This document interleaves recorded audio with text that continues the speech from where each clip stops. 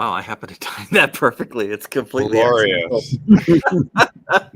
Hey, we're all old enough to remember when you might have multiple devices and they would have slightly different times on them. Whereas now, I bet in your life, other than maybe your stove and your microwave and an old-fashioned clock, there's nothing in your home or your life that isn't atomically precise, right, for time.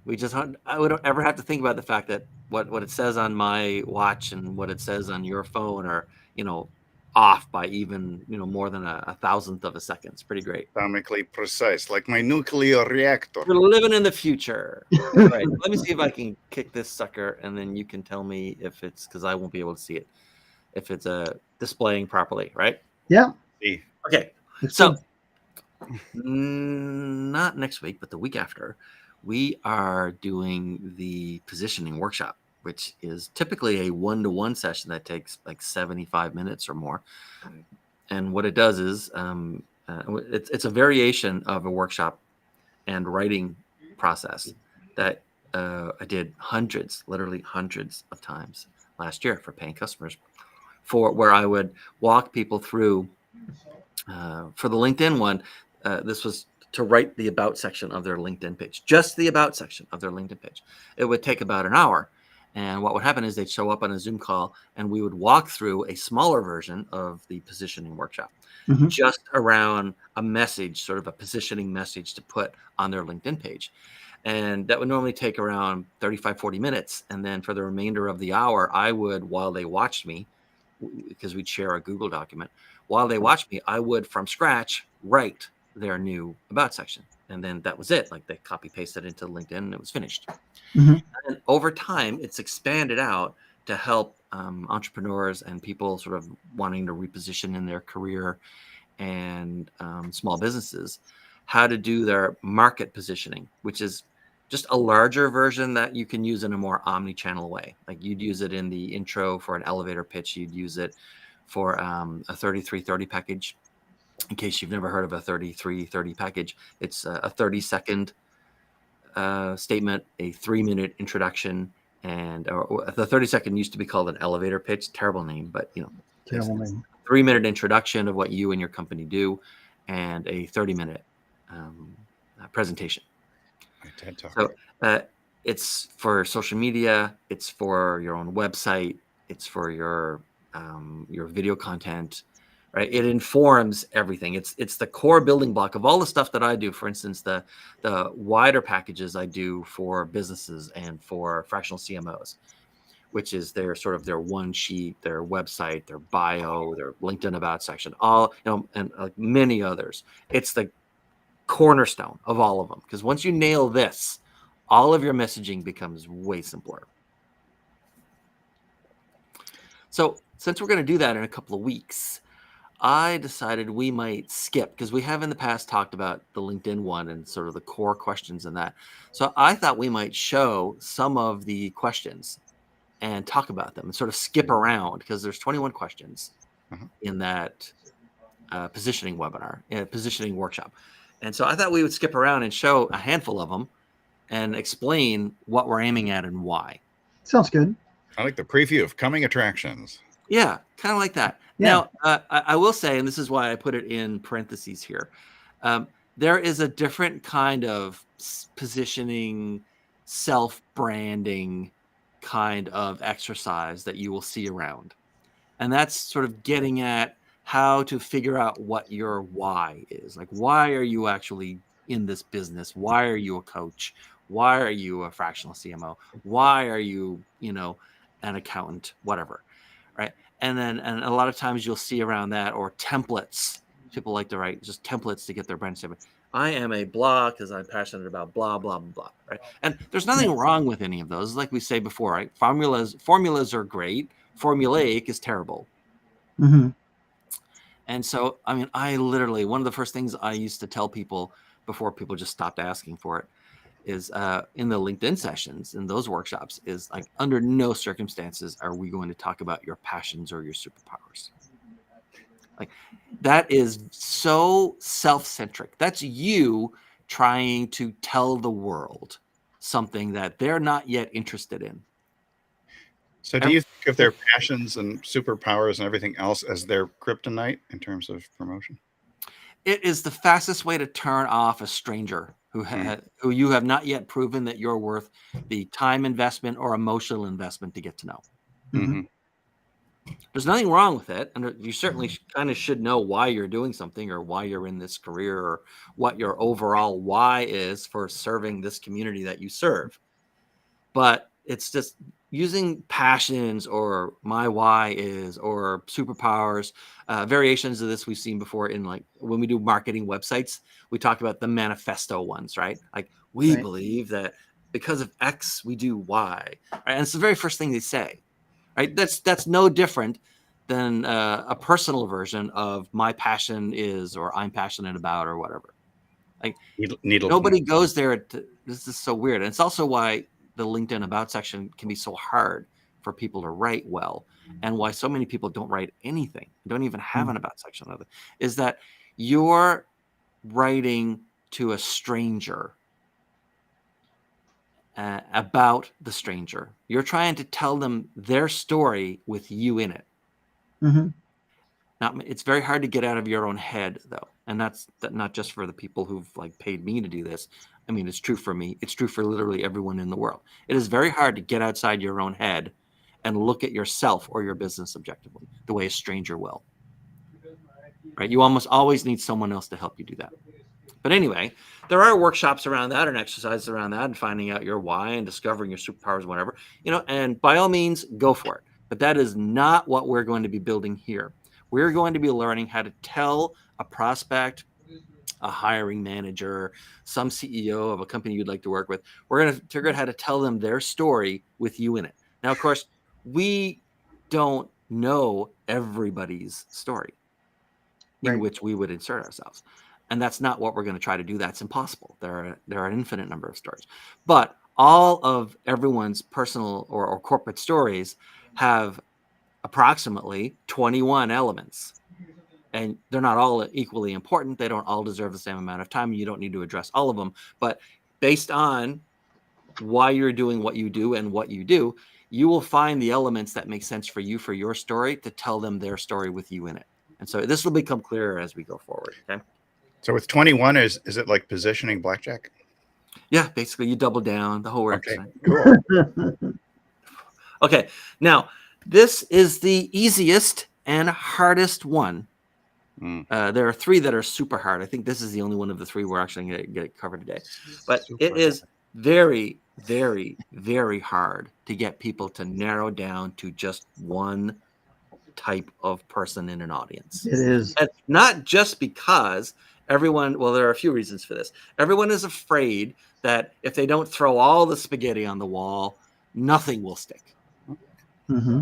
Right. And so they figure I will just fire hose people with all this like options. And I do this, but I also do that. And I do this. And, I collect stray dogs, but I also, fix fireplaces. And it's like, what are you talking about? I can't even put you in a category in my head. Yeah, Now, it's hard to get people to narrow down because they're afraid they're going to miss opportunities. We've got a whole other section. We talked about this before about not having a niche, having a niche, and having a halo niche and all of that kind of stuff. We're not going to go into that. But the other reason is, and this is actually my challenge, is that as you work with different clients and kinds of clients and, clients come into your life, you will start pivoting and organically changing your business and your offering, which means you need to redo your story when that happens. And so I hear music from something. Hopefully not a copyright infringement. Yeah, hopefully not. Actually, hopefully not. But on the It's other short hand, enough. it's It was not short. a bad idea for all of my points to be punctuated with like Yeah. music. I can walk around all day and have someone with like a boombox like just following me. I've always wanted my life to have this entire soundtrack. musical background. Yeah. Okay, so number one reason people don't like narrowing it down, you have to narrow it down. Number one reason is they're afraid if they don't say everything, then they're gonna exclude opportunities. And again, with the music, What is up? Where you're is definitely that gonna get a coming copyright strike on this on YouTube. You watch. And then secondly is as your business changes, your story will no longer be like it used to be focused, but it's no longer representative of what you do. So you need to like change it again. But this is by far the hardest. Like I have the hardest time narrowing down and getting people to like settle on this. And I push and I push and I push because it's natural to be afraid you're going to miss out on an opportunity. The fact is, and I mean this as politely but bluntly as possible, you're not that important to strangers. They need to instantly understand what box to put you in, and whether they're in the group or the tribe, terrible word, but the group or the tribe that you work with and talk to. And if they're not in that group, you're not for them, and they bounce out of there. So yeah, you will absolutely be encouraging many people to sort of self-select and self-terminate from your audience, but that's what you're supposed to do. All the money is in focus, not in a generality. You'll never have the resources as a one-person company or a small company or an employee somewhere. You'll never have the personal resources to appeal to and serve everybody. It's just not possible. This is one of the other ones that's hardest. And the reason I say, in their words, while they're brushing their teeth, how do they describe the problem that they have? What is nobody while they're brushing their teeth thinks to themselves, boy, I really wish for that open managerial spot that I have in retail that I could find a dynamic, self-starting, creative team player with experience in blah, blah, blah. But like nobody talks like that to themselves. And yet I will get people who answer this question using exactly that sort of straw man language.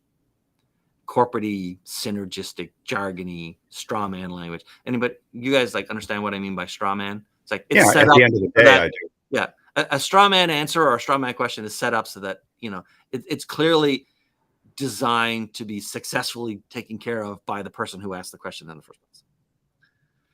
And so while they're brushing their teeth, in the simplest sort of monosyllabic mode, how do they describe the pain or the problem that they're feeling? How do they describe their negative present? Usually it comes down to, oh, for F's sake, it's Monday again, which means my VP is going to ask me how that group is doing and whether I've managed to fill that managerial slot so that I can get this off my plate and start focusing on the things that she wants me to focus on. I'm in Right? deep. There wasn't crap. a single word in there other than manager that had more than 2 syllables. Right? That's the pain. I need this off my plate so I can focus on my own career, so I can look after my own customers. Are you going as far as or I can move up?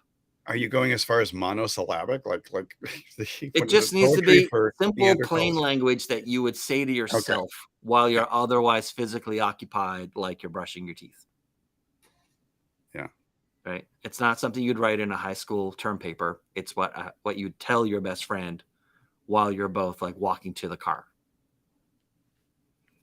So yeah, the thing is, once we know this one, a lot of the other questions, we're not going to get to them today, but a lot of the other questions fall into place because there's even a question later down in the sequence that says, based on what you said in question 3, what would you do for this and that? So you have to have question 3 sort of locked in. You have to know how they describe their problem, because that's how you talk to them with their story and then put yourself in it. And then you need to figure out what positive future you're shortcutting them to. You notice, I don't know if you have noticed, but we've just jumped from number 3 to number 14. I think we're going to go back again. But they're in a negative present. If they weren't in a negative present, they wouldn't need you for anything because the present's great. The present is negative for some reason, and they want to move to a future that's positive. And so how are you shortcutting them to that? And that's basically, what problem are you solving for them, or how are you solving their problem? Normally, this is just a high-level question, and then we actually like fill it in with some stuff as we go that is more fleshed out. But you should understand not what your goal and what success looks like for you if you convince this person to buy from you or hire from you. You should understand a year out, let's say, what their positive future looks like. because that's how you shape your message to them. So this is the arrivals gate at the airport, not the departure. You got it, yeah. Or the flight, which is going to be Or the miserable. flight itself, yeah. And then this is one of the oldest questions that from the earliest iterations, the very earliest iterations of the earliest type of this is they're going to be looking at more than you. There's not a single thing, or there's not a single one of us that is on their own. We're literally the only one around who does what we do. Everybody has competitors or at least alternatives. If nothing else, doing nothing is an alternative to hiring you or paying you to do something. So you're not just competing against people and companies, you're competing against inertia. That's right. Right? So then we get to another part where we explain or dig into why doing nothing is actually less safe than engaging with you. It reminds me of every webinar I've ever heard where they say at the end, you have two choices, do nothing. And exactly. Very common. But they're going to be looking at multiple people. They're going to be looking at, a handful at least of different vendors and so on. It's very easy to go to Google and find somebody. This is one of my favorite questions Why are because you the safer option of those? nobody ever answers this question. It's usually, I usually have to coach people quite a bit to get through this question and get to the answer. And the reason for that is we almost never think of ourselves as needing to be the safer choice. And you don't win the business, especially in the B2B context. You don't win the deal just because you're the safer choice, but you don't get any further in the process unless they feel you're the safer choice. I mean, we've talked about before, especially in a B2B context, the unspoken question that you're always addressing when you're talking to someone who works at a company and the company is going to be your customer, hopefully someday, is why is it safe for me to vouch for you in here? In here means at my company.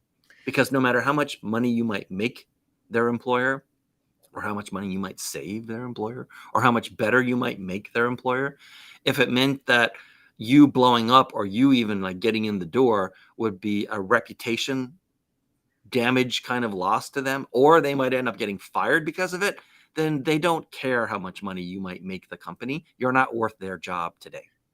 So is safer the cherry on top of your B2B sundae?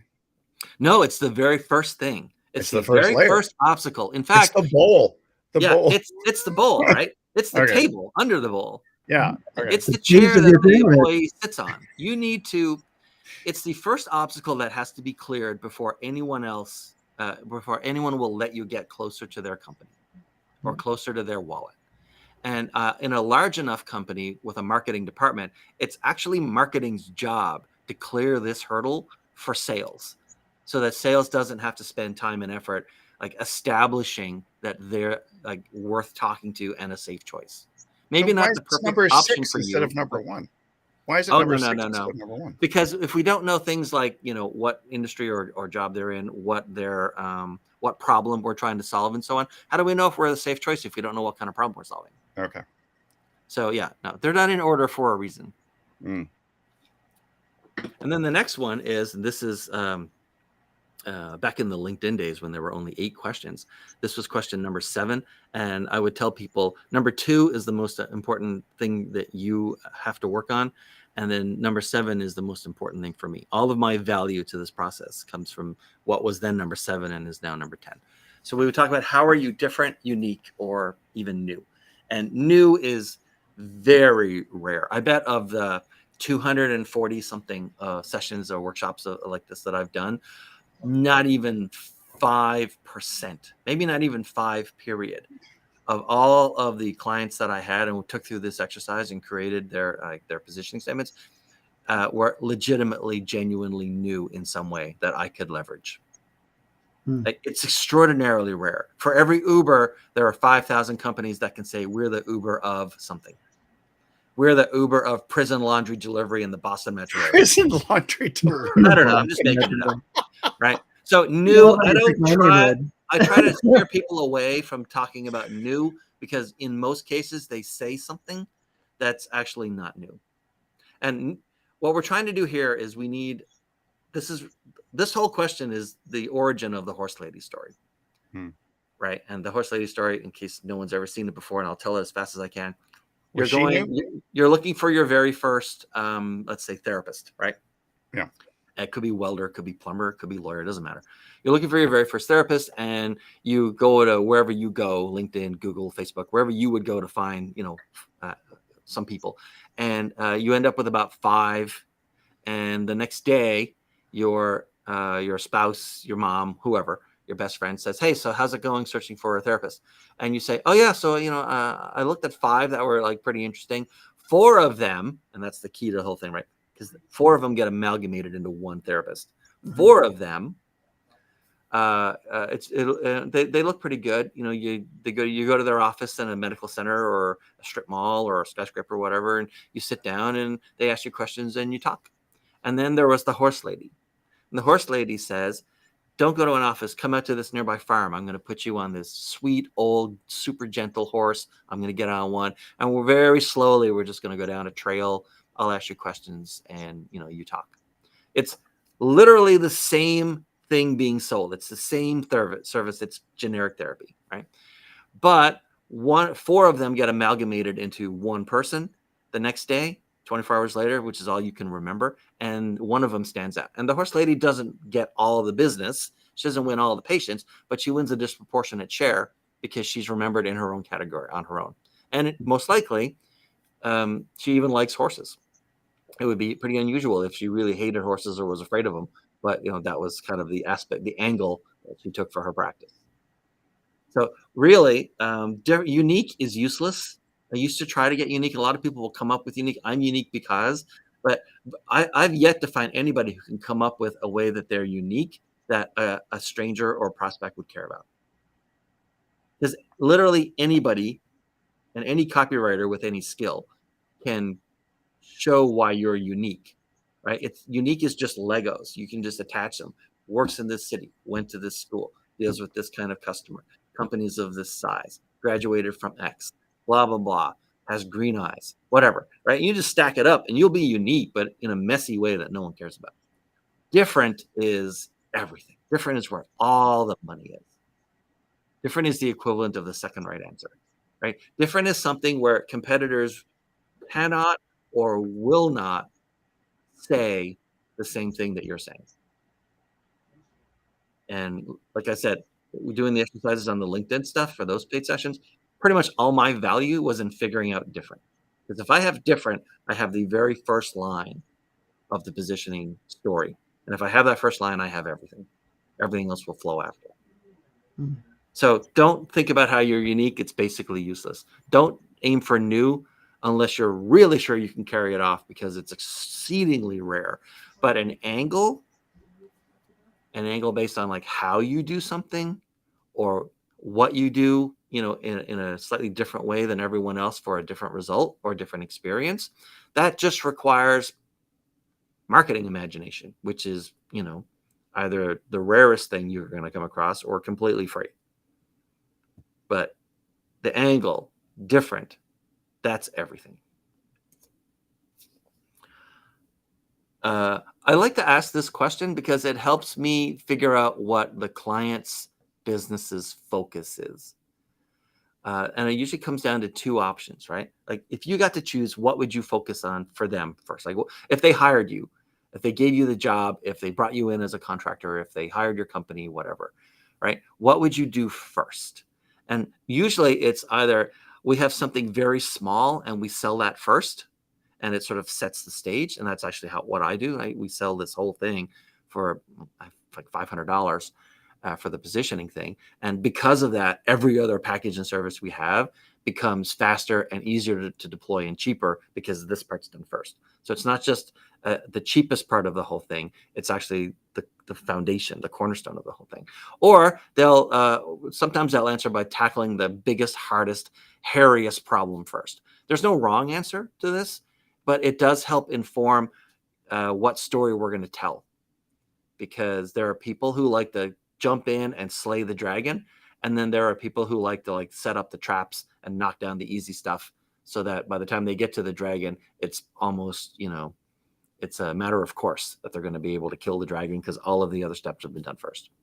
So like I said, there's no wrong answer, but it's really helpful for your story to know what path you're going to go on, or some alternate path I haven't described, and what you would focus on for serving that person or serving that company first.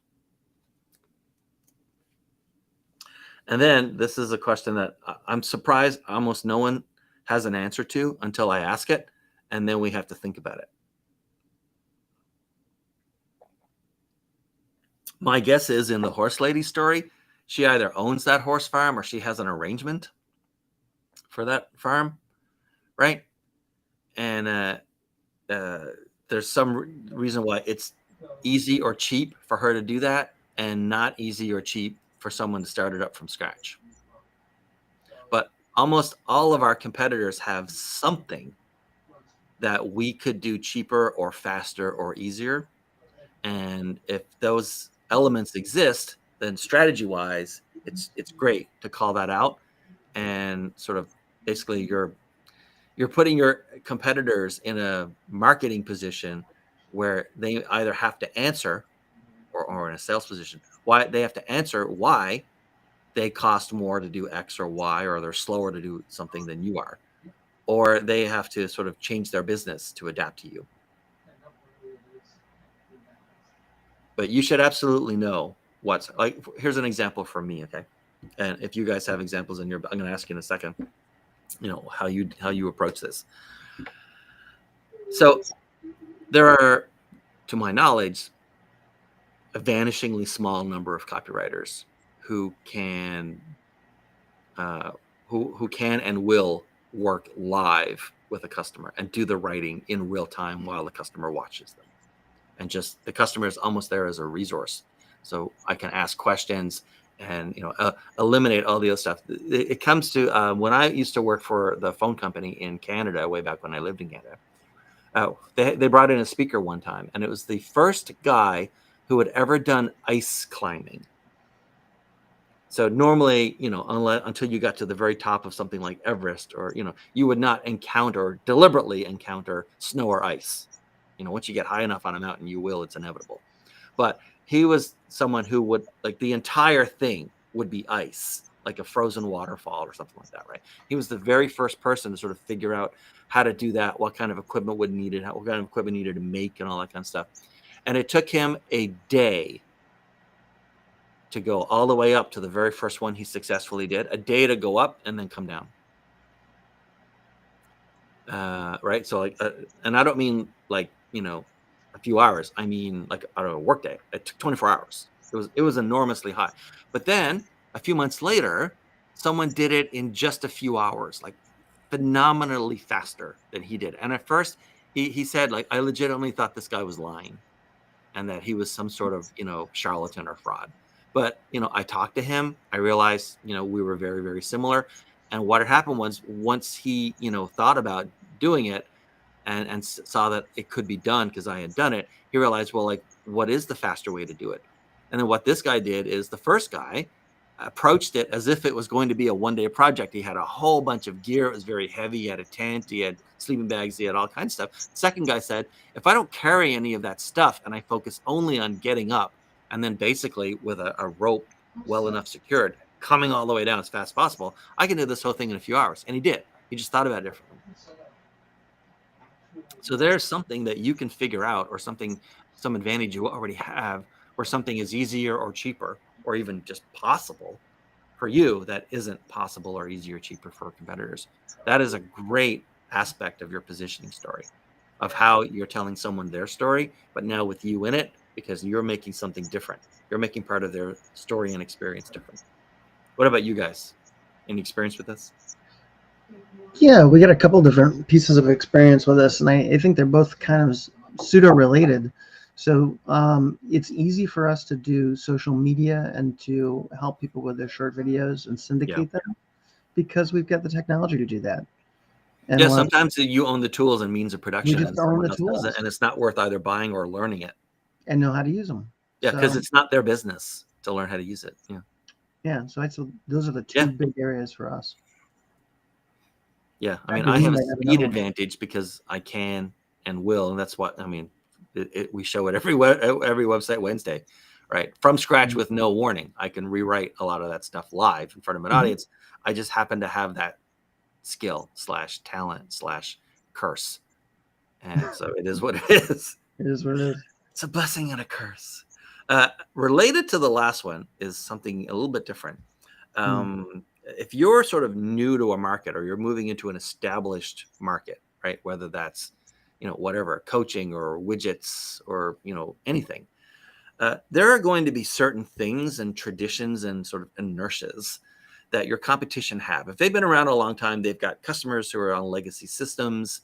They've got customers who expect things to work a certain way. They expect a provider to provide service A and service B and service C. And you have an opportunity, if you look at that and realize that that's a drag on their A, ability to innovate, and B, speed of delivery, right? You can actually decide to not provide that and not support those older customers from other clients.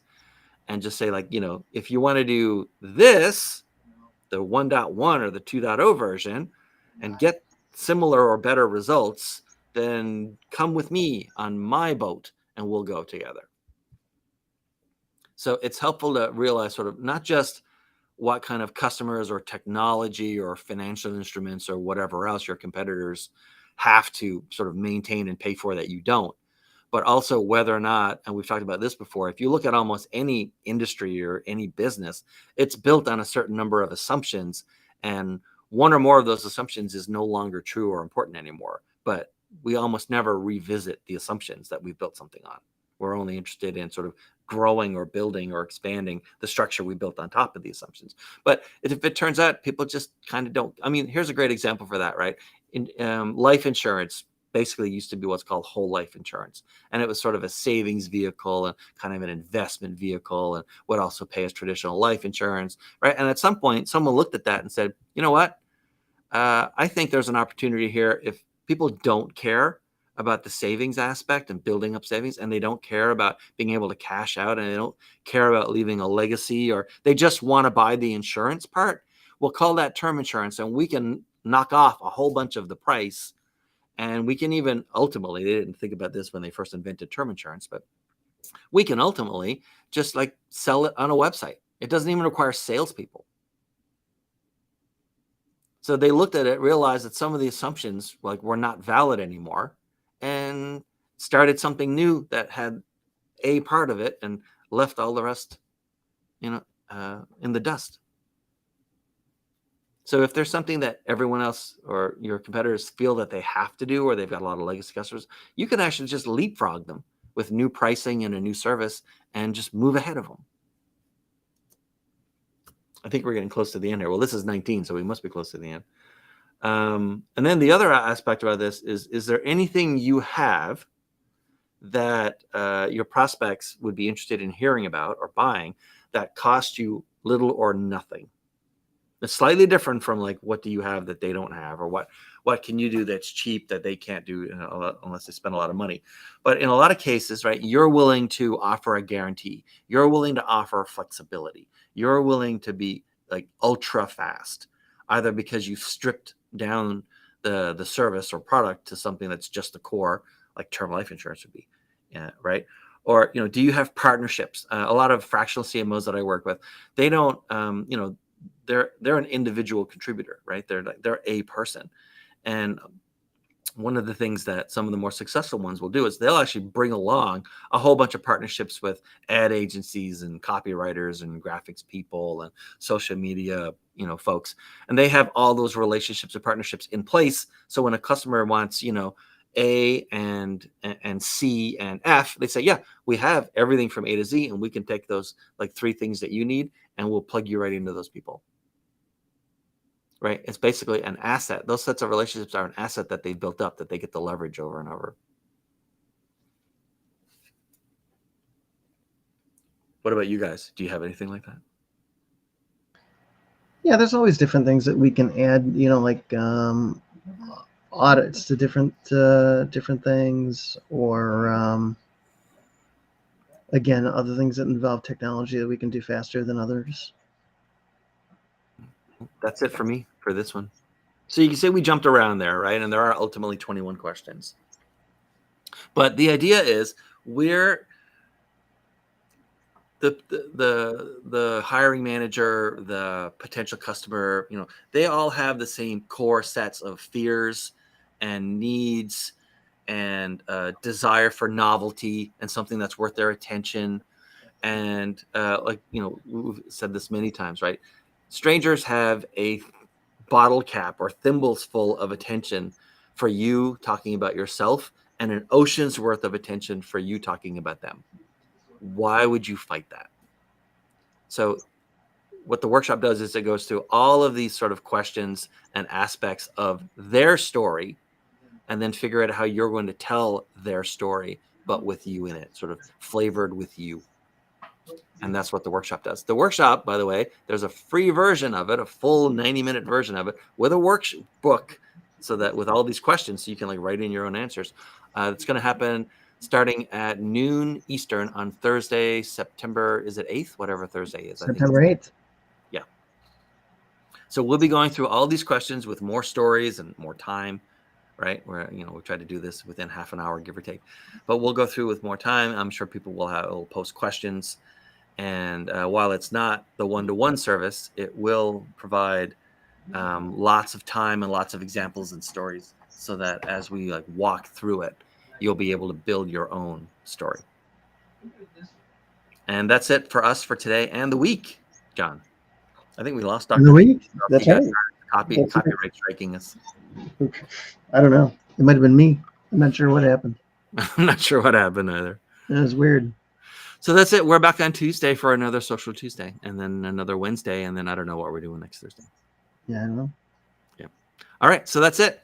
Have a great week. Have a great weekend, everybody. Thank you again, John. Thanks, Dr. V. You're welcome. Whoever made my life interesting with the potential copyright problems I'm going to find on YouTube with that music. So be it. That's the way it works. And see